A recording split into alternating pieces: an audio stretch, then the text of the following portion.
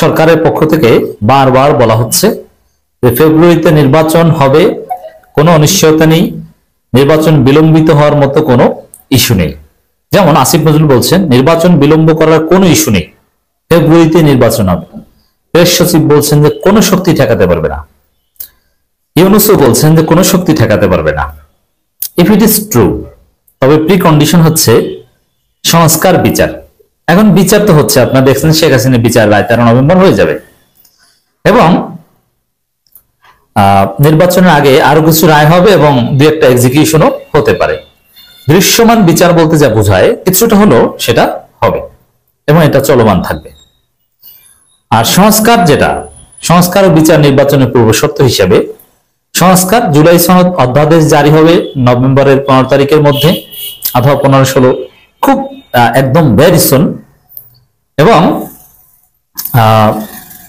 এটা বৃহস্পতিবার রাতে হতে পারে, শুক্রবার হতে পারে, আগামী এই টাইমের মধ্যেই হবে, যথেষ্ট সম্ভাবনা রয়েছে। এবং গণভোটের একটা তারিখ দেওয়া হবে।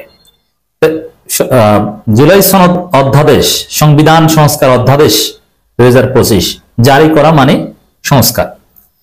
এই দুইটা কাজ সাকসেসফুলি করতে পারলে এবং গণভোটের তারিখ অবশ্যই নির্বাচনের আগে হওয়া উচিত। তারপরও যদি নির্বাচনের দিনও গণভোটের তারিখ নির্ধারিত হয়, যেটা অধিকাংশ উপদেষ্টা এটাই চাচ্ছেন, কিন্তু সেই নির্বাচনে যদি নোট অফ ডিসেন্ট না থাকে তাহলে সংস্কার হয়েছে বলা যায়। নোট অফ ডিসেন্ট মুক্ত গণভোটের সিদ্ধান্ত যদি সরকার আগেভাগে নিতে পারে তাহলে ফেব্রুয়ারিতে নির্বাচন হবে, এটা বলা যায়। সেই জায়গায় ফেব্রুয়ারিতে নির্বাচন হলে জামাত ইসলামী বিপুল সংখ্যাগরিষ্ঠতা নিয়ে ক্ষমতায় আসবে, এতে কোনো সন্দেহ সংশয় নেই। আমি বারবার এই কথাটা বলছি, জামাত ক্ষমতা আসবে, জামাত ক্ষমতা আসবে, জামাত ক্ষমতা আসবে। আমি জামাতের লোকজনকে বলবো, আমার দর্শকদের মধ্যে বেশিরভাগই জামাত, আই নো দ্যাট। তা আপনাদেরকে বলবো, আপনারা ওজিফার মতো জিকির করেন জামাত ক্ষমতা আসবে, জামাত ক্ষমতা আসবে। এটা আপনাদের ক্ষমতায় আসার পূর্বে প্রধান কাজ।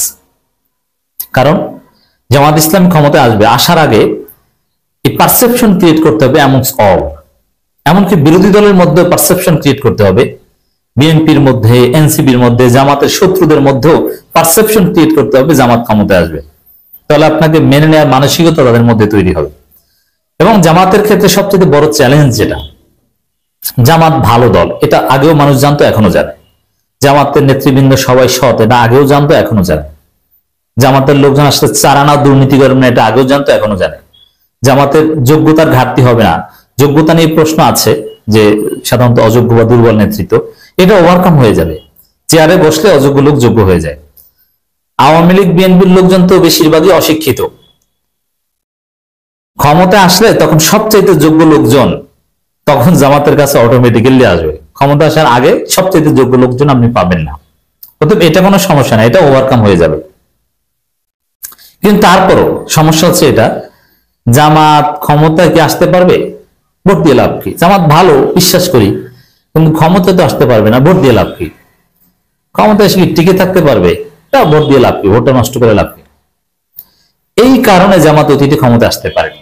তো এবার যেহেতু একটা ভিন্ন প্রেক্ষাপট এবং মানুষ বিশ্বাস করতে শুরু করেছে, এজন্য আপনি এই বিশ্বাসটা বারবার বলে ওজিফার মতো জিকির করে মানুষকে বুঝিয়ে দিন জামাত ক্ষমতায় আসবে, জামাত ক্ষমতায় আসবে। রেফারেন্স দিন ডাকসু, জাকসু, রাকসু, চাকসু। ডাকসুতে জিতবে কেউ কল্পনা করে, এবং অনেকের কল্পনা ছিল এটা যে জামাত ক্ষমতায় আসলেও ডাকসুতে শিবির জিততে পারবে না। এখন ডাকসুতেই শিবির জিতেছে, তাহলে জামাত ক্ষমতা আসবে, এটা শতভাগ নিশ্চিত। এটা মানুষকে বুঝান। কোন কোন ভুয়া খবর প্রচার হচ্ছে এনটিভির নামে, যে কোন গবেষণা নাকি উঠে এসেছে জামাত 163 আসন নিয়ে ক্ষমতা আসবে। 151 আসন পেলেই তো ক্ষমতা আসা যায়। সেখানে জামাত বৃহত্তর জোট, দ্যাট মিন জামাত চরমনা ইসলামপন্থীদের যে ভোটের বাক্স একটা, এইটা 163 আসন নিয়ে ক্ষমতা আসবে। এই জায়গায় আমরা বলবো এইটা, এই যে খবরটা প্রচার করা হচ্ছে 163 আসন নিয়ে, এটা ভুয়া হলেও আসলে 160+ আসন পাবে, এটাই সত্য। বিপুল সংখ্যাগরিষ্ঠতা, এটাই। তাহলে কি বিএনপি তাহলে তো অনেক পায়, হিসাবটা এরকম হয় না? জামাত যদি 160, 61 এরকম পায়, শিবিরের সেক্রেটারি কিন্তু এরকম একটা কথা বলেছেন যে 160+ আসন জামাত পাবে, 160টা আসন পেয়ে ক্ষমতা আসবে। 160-এর বেশি বা 160-65 বেশি যাবে না জামাত জোটের আসন, ইটস ট্রু। তাহলে কি দাঁড়ায়? 140টা পাবে বিএনপি? না, স্বতন্ত্র সংসদ সদস্য জয়ের রেকর্ড সৃষ্টি হবে এবার।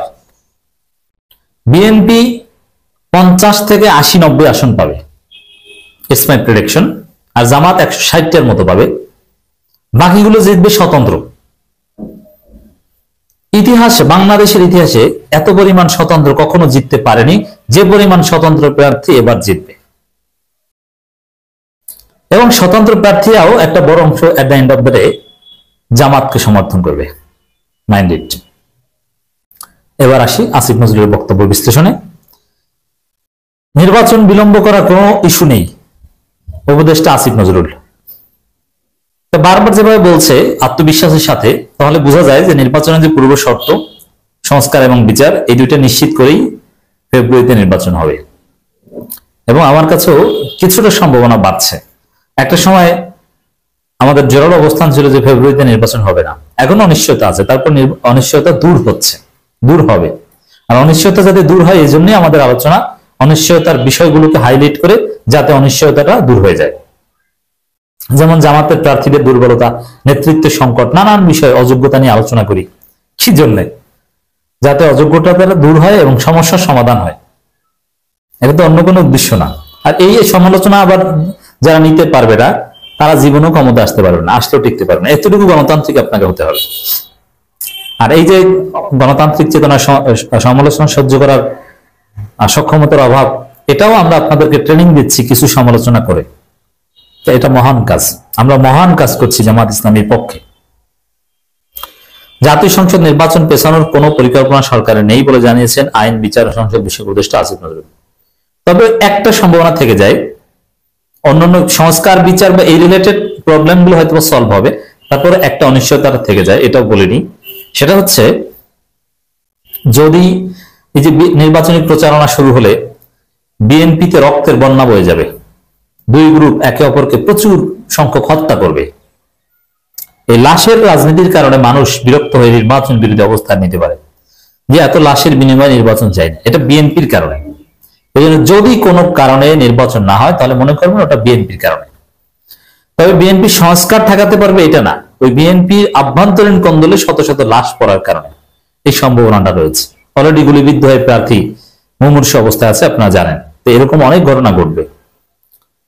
এইরকম পরিস্থিতি আসলে হয়তো সরকার বলতে পারে ঠিক আছে, আমরা সন্ত্রাস বিরোধী একটা অপারেশন চালাই কয়েক মাস, তারপরে নির্বাচন, কয়েক মাসের জন্য আপাতত স্থগিত।